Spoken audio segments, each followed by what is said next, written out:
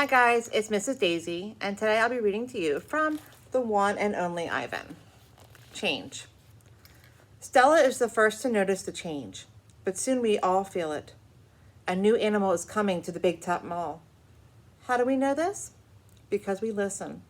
We watch, and most of all, we sniff the air. Humans always smell odd when change is in the air, like rotten meat with a hint of papaya. Guessing. Bob fears our new neighbor will be a giant cat with slitted eyes and a coiled tail.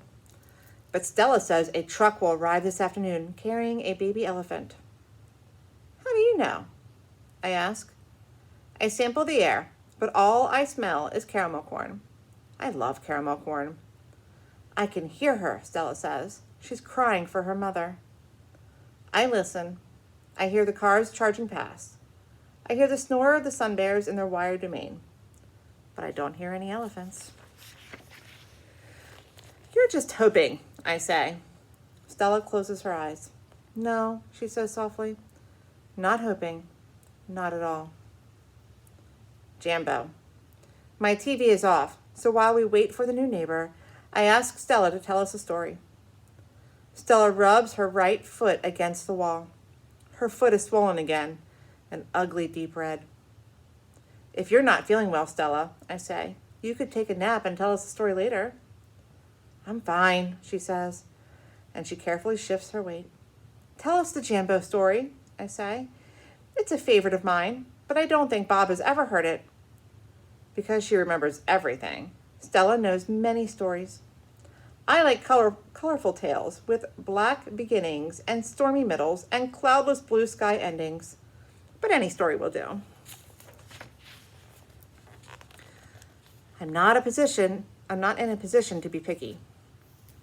Once upon a time, Stella begins, there was a human boy. He was visiting a gorilla family at a place called a zoo. What's a zoo? Bob asks. He's a street-smart dog, but there's much he hasn't seen. A good zoo, Stella says, is a large domain, a wild cage, a safe place to be. It has room to roam and humans who don't hurt. She pauses, considering her words. A good zoo is how humans make amends. Stella moves a bit, groaning softly. The boy stood on a wall, she continues, watching, pointing, but he lost his balance and fell into the wild cage. Humans are clumsy, I interrupt. If only they would knuckle walk, they wouldn't topple so often. Stella nods. A good point, Ivan. In any case, the boy lay in a motionless heap while the humans gasped and cried. The silverback, whose name was Jambo, examined the boy, as was his duty, while his troop watched from a safe distance. Jambo strokes the child gently. He smelled the boy's pain, and then he stood watch. When the boy awoke, his humans cried out, "Stay still! Don't move!" Because they were certain, humans are always certain about things, that Jambo would crush the boy's life from him. The boy moaned. The crowd waited, hushed, expecting the worst. Jambo led his troop away. Men came down on ropes and whisked the child to waiting arms. Was the boy all right? Bob asks. He wasn't hurt, Stella says. Although, I wouldn't be surprised if his parents hugged him many times after that night in between their scoldings. Bob, who has been chewing his tail, pauses, tilting his head. Is that a true story? I always tell the truth, Stella replies. Although, I sometimes confuse the facts. Lucky. I've heard the Jambo story many times. Stella says that humans found it odd that the huge silverback didn't kill the boy. Why, I wonder, was that so surprising? The boy was young, scared, alone. He was, after all, just another great ape. Bob nudges me with his cold nose. Ivan, he says, why aren't you and Stella in a zoo? I look at Stella. She looks at me. She smiles sadly with her eyes, just a little, the way only elephants can do. Just lucky, I guess, she says. Arrival. The new neighbor arrives after the 4 o'clock show. When the truck comes lumbering toward the parking lot, Bob scampers over to inform us. Bob always knows what's happening. He's a useful friend to have, especially when you can't leave your domain. With a groan, Mac lifts the sliding metal door near the food court, the place where deliveries are made. A big white truck is backing up to the door, belching smoke. When the driver opens the truck, I know that Stella is right. A baby elephant is inside. I see her trunk poking out from the blackness. I'm glad for Stella, but when I glance at her, I see she is not glad at all. Stand back, everyone, Mac yells. We've got a new arrival. This is Ruby, folks. 600 pounds of fun to save our sorry butts. This gal's gonna sell us some tickets. And if you can see it, there is a picture of Ruby. Mac and the two men climb into the black cave of the truck. We hear noise, scuffling, a word Mac uses when he's angry. Ruby makes a noise too, like one of the little trumpets they sell at the gift store. Move, Mac says, but still there is no Ruby. Move, he says again. We haven't got all day. Inside her domain, Stella paces as much as she's able. 2 steps one way, 2 steps the other. She slaps her trunk against rusty metal bars. She grumbles. Stella, I ask, did you hear the baby? Stella mutters something under her breath, a word she uses when she is angry. Relax, Stella, I say. It will be okay. Ivan, Stella says, it will never, ever be okay. And I know enough to stop talking. Stella helps. The men are still yelling. Some of the yelling is at each other, but most of it is at Ruby. We hear scrambling, pounding, shifting. The side of the truck shudders. I'm starting to like this elephant, Bob whispers. I'm getting the big one, Mac says. Maybe she can coax a stupid brat out of the truck. Mac opens Stella's door. Come on, girl, he urges. He unties the rope attached to the floor bolt. Stella pushes past Mac, nearly knocking him over. She rushes as best as she can, limping heavily toward the open back door of the truck. She catches her swollen foot on the edge of the ramp and winces. Blood trickles down. Halfway up the ramp, she pauses. The noise in the truck stops. Ruby falls silent. Slowly, Stella makes her way up the rest of the ramp. It groans under her weight, and I can tell how much she is hurting by the awkward way she moves. At the top of the incline, she stops. She pokes her trunk into the emptiness. We wait. The tiny gray trunk appears again. Shyly, it reaches out, tasting the air. Stella curls her own trunk around the baby's. They make soft, rumbling sounds. We wait some more. A hush falls over the entire big top mall. Thud, thud, step, step, pause. Step, step, pause. And there she is, so small she can fit underneath Stella with room to spare. Her skin sags, and she sways unsteadily as she makes her way down the ramp. Not the greatest specimen, Mac says, but I got her cheap from this bankrupt circus out west. They had her shipped over from Africa. Only had her a month before they went bust. He gestures toward Ruby. Thing is, people love babies. Baby elephants, baby gorillas. Heck, give me a baby alligator and I could make a killing. Stella ushers Ruby toward her domain. Mac and the 2 men follow. At Stella's door, Ruby hesitates. Mac gives Ruby a shove, but she doesn't budge. Doggone it, get a clue, Ruby, he mutters.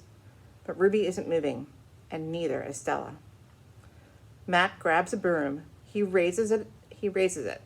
Instantly, Stella steps in front of Ruby to shield her. Get in the cage, both of you, Mac shouts. Stella stares at Mac, considering. Gently, but firming, using her trunk, she nudges Ruby into her domain. Only then does Stella enter. Mac slams the door shut with a clang. I see 2 trunks entwined. I hear Stella whispering. "Poor kid," says Bob. "Welcome to the Exit 8 Big Top Mall and Video Arcade. Home of the one and only Ivan." Old news. When Julia comes, she sits by Stella's domain and watches the new baby. She barely talks to me. Stella doesn't talk to me either. She is too busy nuzzling Ruby. She is cute. Little Ruby with her ears flapping like palm leaves, but I am handsome and strong. Bob trots a circle around my belly before settling down in just the right spot. "Give it up, Ivan," he says. "You're old news." Julia gets out a piece of paper and a pencil. I can see that she is drawing Ruby. I move to the corner of my domain to pout. Bob grumbles. He doesn't like it when I disrupt his naps. "Will she be okay?" I ask. Stella doesn't answer my question. "The circus trainers chained her to the floor, Ivan. All 4 feet. 23 hours a day." I puzzle over why this would be a good idea. I always try to give humans the benefit of the doubt. "Why would they do that?" I finally ask. "To break her spirit," Stella says, "so she can learn to balance on a pedestal, so she could stand on her hind legs, so a dog could jump on her back while she walked in mindless circles." I hear her tired voice and think of all the tricks Stella has learned. Introductions. When I wake the next morning, I see a little trunk poking out between the bars of Stella's domain. "Hello," says a small, clear voice. "I'm Ruby." She waves her trunk. "Hello," I say. "I'm Ivan." "Are you a monkey?" Ruby asks.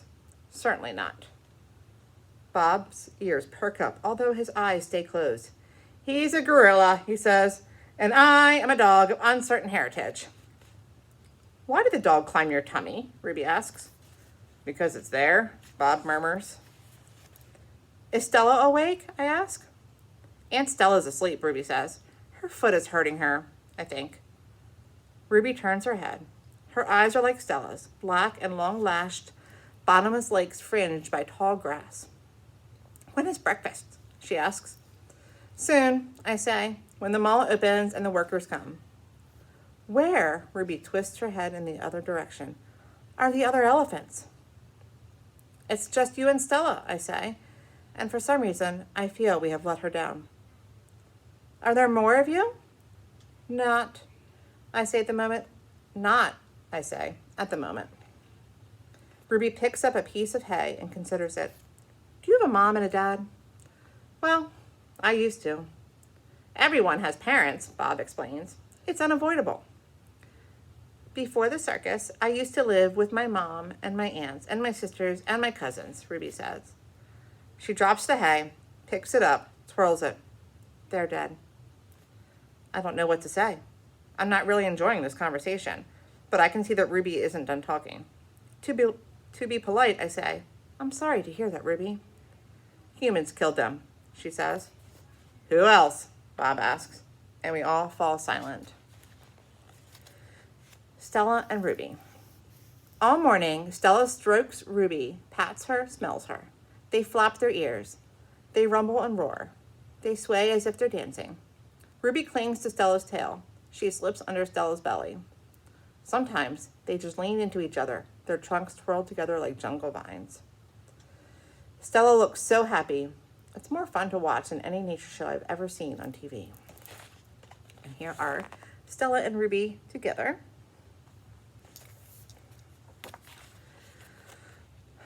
Home of the one and only Ivan. George and Mac are out by the highway. I can see them through one of my windows. They are next to each other on the tall wooden ladders, leaning against the billboard that tells the cars to stop and visit the one and only Ivan. Mighty Silverback. George has a bucket and a long-handled broom. Mac has pieces of paper. He slaps one against the billboard. George dips the broom into the bucket. He wets the paper with the liquid from the bucket, and somehow the paper stays in place.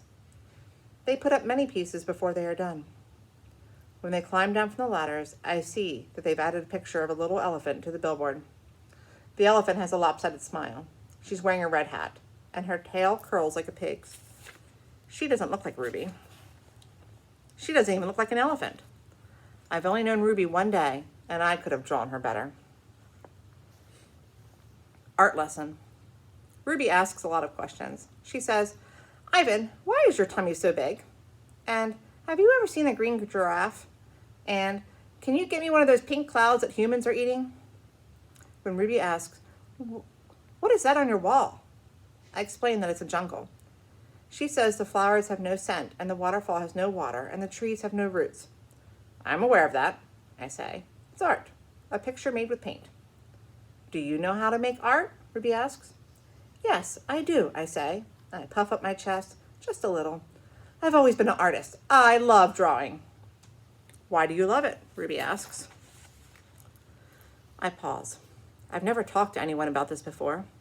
When I'm drawing a picture, I feel quiet inside. Ruby frowns. Quiet is boring. Not always. Ruby scratches the back of her neck with her trunk. What do you draw anyway? Bananas mostly. Things in my domain. My drawings sell at the gift store for $25 a piece, with a frame. What's a frame? Ruby asks. What's $1? What's a gift store? I close my eyes. I'm a little sleepy, Ruby. Have you ever driven a truck? Ruby asks. I don't answer. Ivan? Ruby asks. Can Bob fly? A memory flashes past, surprising me. I think of my father, snoring peacefully under the sun while I try every trick I know to wake him. Perhaps I realize he wasn't really such a sound sleeper after all. Treat. How's that foot, old girl? George asks Stella. Stella pokes her trunk between the bars. She inspects George's right shirt pocket for the treat he brings her every night without fail. George doesn't always bring me treats. Stella's his favorite, but I don't mind. She's my favorite too. Stella sees that George's pocket is empty. She gives George a frustrated nudge with her trunk, and Julia giggles. Stella moves to George's left pocket and discovers a carrot. Nimbly, she removes it. Mac walks past. Toilet's plugged up in the men's bathroom, he says. Big mess. I'll take care of it, George sighs. Mac turns to leave. Before you go, Mac, George says, you might want to take a look at Stella's foot. I think it's infected again. Darn thing never does heal up right, Mac rubs his eyes. I'll keep an eye on it. Money's tight, though. Can't be calling the vet every time she sneezes. George strokes Stella's trunk. She inspects his pockets one more time, just in case. Sorry, girl, George says as he watches Mac walk away. And that is the end of my section for today. So thank you very much for reading with me, and I hope you enjoy the rest of this book.